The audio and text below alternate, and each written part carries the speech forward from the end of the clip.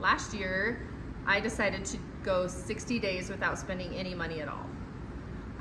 There was an experience that happened to me, and I felt into it, and I felt like, Jen, you need to go 60 days without spending money. So I woke up the next day, told my kids we weren't spending money for 60 days. They weren't very happy about it, but I said, I'm not spending money on even food for 60 days. The only thing I'm gonna spend money on is gas, and I'll pay our house payment.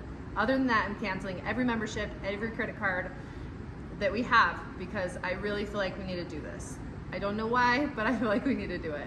So after about a week and a half, we started running out of fruit and vegetables, and we had to start getting really creative on what we were gonna eat in our home. And actually, canned tuna fish and corn, mix that up and put it in the microwave is actually pretty good. But it was really fascinating because there were so many times that I would leave a networking event or leave a job, and I'd pull into Chick-fil-A or somewhere and think, oh my gosh, I can't pay for this because I'm not spending $1 for 60 days. So every time I was tempted to spend money, I went home and I wrote it on a sticky note, Chick-fil-A $8 or whatever I would have spent, and I started filling up my wall of all the things I would have spent. And then I took the money out of the bank, and of the money that I would have spent, I took that out of the bank and I started hanging that on my other wall, and it just kept growing and growing and growing. And it was super challenging. I didn't realize how emotional it was. There was a time that I needed hydrogen peroxide, and it was $1.50, and I couldn't go get it, and I was super frustrated.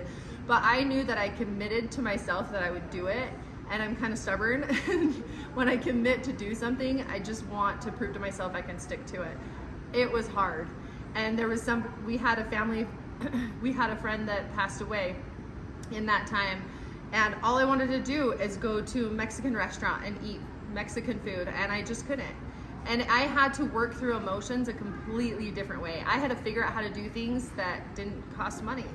And my kids had to figure it out as well. And I didn't see that side effect coming, but they got to go mow lawns, they got to wash windows, they got to babysit, they got to do so many different things they wouldn't have, because mom normally would have just given them money. And this whole summer, they couldn't do that. And so they earned their money for everything that summer. They went out of their way figuring it out, and they bought all their school clothes that year. It was super cool to see the side effect of what happened.